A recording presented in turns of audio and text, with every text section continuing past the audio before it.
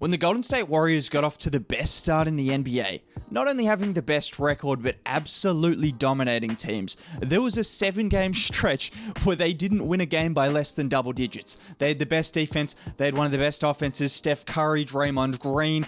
Oh, they looked good. When they got off to that start and they've continued on that start, there were a lot of people that thought they were a fantastic team. They were the best team in the NBA once again, myself included, because you looked at everything they had done in the offseason and it just looked like everything was piecing together to make a team that was reminiscent of those Warriors teams a couple of years ago when they were obviously the best team in the NBA at that point in time.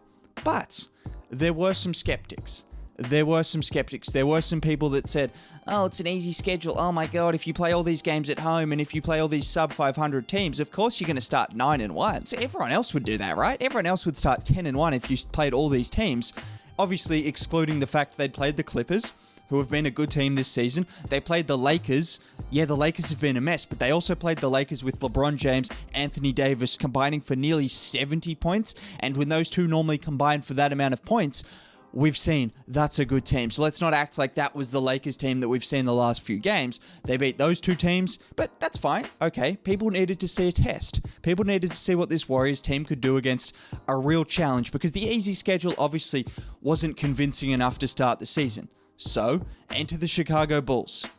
Exit the Chicago Bulls, because another blowout against the Bulls and another game in which the Warriors just looked like the complete package on both ends of the floor. But again, the Chicago Bulls didn't have Vucevic, so is that really a test? Okay, well then enter the Brooklyn Nets. Kevin Durant, James Harden, a team that was, with the third best record in the NBA prior to the game. Another blowout. So at this point in time, there have been some people that have been skeptical to start the season because the Warriors hadn't beaten that many good teams. I don't know how you can still be skeptical of this team. It's clearly the best team in the NBA right now, with Klay Thompson still to come back. With Klay Thompson still to come back. But we're not even going to talk about that, because I just want to talk about this team right now and what they're doing, because the last few games have been incredibly impressive. Barring that Hornets game, let's forget about that. But we've already seen they can beat the weaker teams, so that shouldn't really go against them, right? We only care about them beating the good teams, and so far they've been able to beat all the good teams in their way. So I'll talk about that now before I go any further. If you could drop a like on the video, if you're new to the channel, subscribe. That would be much appreciated. As I've said before, I put up a community poll and everyone wanted to see more Warriors content, so there's going to be more Warriors content on this channel.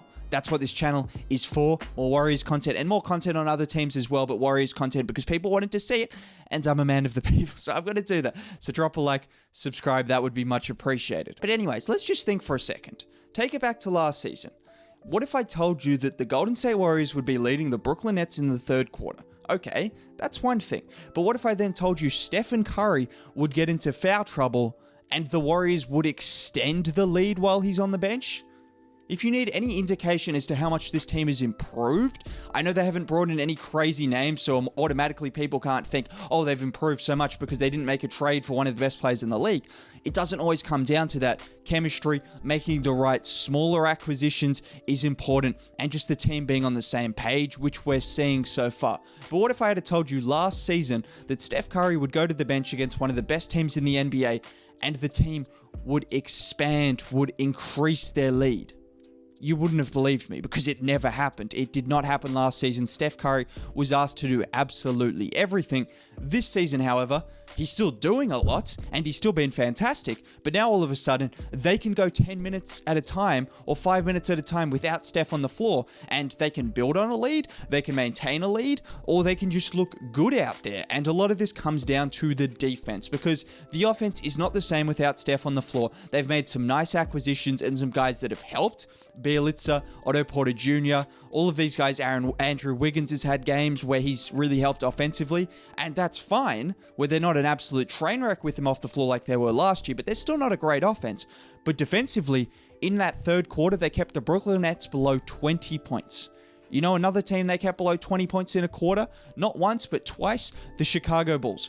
Two of the best offenses, well, they haven't been statistically, but two teams with great offensive firepower. They've kept below 20 points in 3 quarters. That's nearly 50% of the quarters against those two teams. They've kept below 20 points in the last 3 games, which is just incredibly impressive because not many teams can do that. It comes from the defense you have of Draymond Green, Gary Payton II, Jonathan Kuminga played really well against the Brooklyn Nets. You had Otto Porter Jr., all of these guys, and it came down to the transition buckets. They were getting those stops and they were running in transition. Like I said, Kuminga, Wiggins, Draymond, Gary Payton II. Those were the kind of guys that were making the impact when Steph went to the bench, and it wasn't coming from the best offense in the world. It was coming from fantastic defense. The best defense in the world, actually, because they have been the number 1 ranked defense, getting out and running, getting out in transition, and that's how they were creating the offense with Steph off the floor. So that's where this team is just a completely different level, and that's where this team, despite the easy schedule, is clearly the best in the league right now, and is only going to get better with Klay Thompson, obviously, to come back. But I just want to touch on Draymond for a second, because I think it's important to note the kind of impact he can have. We saw it against Kevin Durant. Kevin Durant had been unstoppable prior to this game. Like, genuinely, he was shooting about 60% from the field, over 40% from 3. You know who it is. It's Kevin Durant. He was unstoppable prior to the game. Enter Draymond Green. And it wasn't just Draymond, it was Iguodala, it was Gary Payton II, Wiggins on a couple of possessions as well. All of these guys caused chaos on KD. In particular, Draymond, in particular, his ability to get in those passing lanes when KD was trying to make those pick and roll plays with Bruce Brown, deflected multiple of those passes, got in his face on multiple possessions, was physical, was forcing KD off his game, and KD had his worst game not just of the season, but in a very long time. Particularly that third quarter where Steph was on the bench, where the Warriors went on that run. That was down to KD going 0 of 8 from the floor, having a couple of turnovers, and that comes down to Draymond, Iguodala, Gary Payton II, and just an array of very good defenders, obviously led by Draymond in what he does, which is why this defense is obviously legit as well, because not only do they have a system, which in terms of the system, shout out to Steve Kerr, because they did a fantastic job. It wasn't just Draymond, they had multiple guys forcing pressure onto KD, and they also had it working so that they were leaving Bruce Brown and Blake Griffin and those guys open. They'll let them take as many threes as they want. And sure, that seems like an obvious thing. Oh, load up on KD and James Harden and leave open the shooters that can't really shoot. That seems obvious, right? But not a lot of teams can actually execute that really well. I've seen multiple teams try to load up on James Harden and Kevin Durant over multiple years, and often it still ends up in one of those two guys getting left open or one of those guys getting the shot they want. The Golden State Warriors were on a string. The Golden State Warriors were forcing Bruce Brown and Blake Griffin and those guys to make plays, which evidently worked in their favor. So that's what they've done really well. Shout out to Steve Kerr and just the team as a whole, because 1 through 15, everyone is defending well. Andre Iguodala, who's like 45 years of age, comes in, plays 20 minutes a night, and makes an impact. Jonathan Kuminga, who's in his first year, had a really good impact against the Brooklyn Nets. Or Steph Curry. How about Steph Curry locking up James Harden on multiple possessions, causing a couple of steals and a couple of turnovers? Andrew Wiggins. The list goes on and on. The defense has been the most impressive part of this Warriors team, and you're seeing that against the worst teams in the NBA and the best teams in the NBA, which is why you just can't question what this team is doing right now. Steve Kerr deserves some credit. Draymond Green deserves some credit. Steph Curry has been fantastic defensively. And, you know, he's okay offensively. He's okay. Do we need to talk about Steph Curry offensively? He's all right. He's okay. You know, 9 threes, 40 points pretty much whenever he wants. And that's the difference right now, because this team defensively can put the clamps on anyone. They can keep any team to 100 points or below 100 points, but you've still got Steph Curry. And at the end of the day, like we saw, sure, that team built the lead in the third quarter and they did a fantastic job, but it wasn't a lead that was unattainable by the Brooklyn Nets if they had have got hot in the fourth quarter. But what happened was, enter Steph Curry, fourth quarter, comes out blazing, ends the game. And he can just do that. He can come in and in a 5-minute stretch, he can finish the game. Particularly if your defense is keeping it tight. Steph can put up 20 in a quarter. And if you're keeping the other team below 20, do the maths.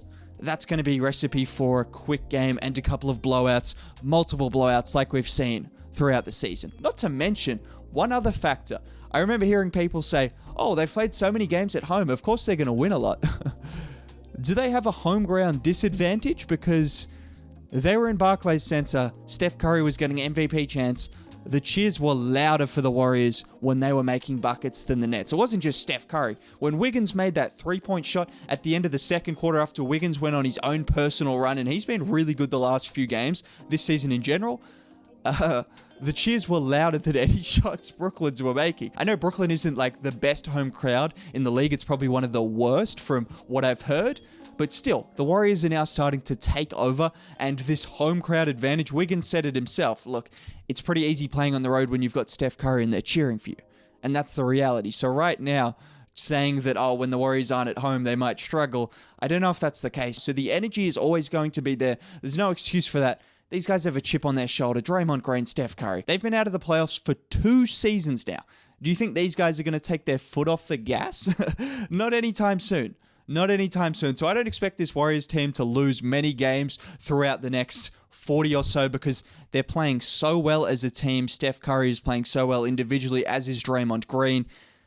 You know, they're just blowing out teams. Their third quarters this season have been astonishing. The net rating in their third quarters is just otherworldly because those third quarters are when Steph comes in, coming off that rest. Draymond, they're just ready and they come out and just finish games in that third quarter. The Warriors' third quarters are dominant again. And just in general, this team is dominant again. That's what I wanted to talk about. They were fantastic against Brooklyn, fantastic against Chicago. They've been fantastic all season long. And they're the real deal. If you're talking about an easy schedule, you're wrong. Have a good day.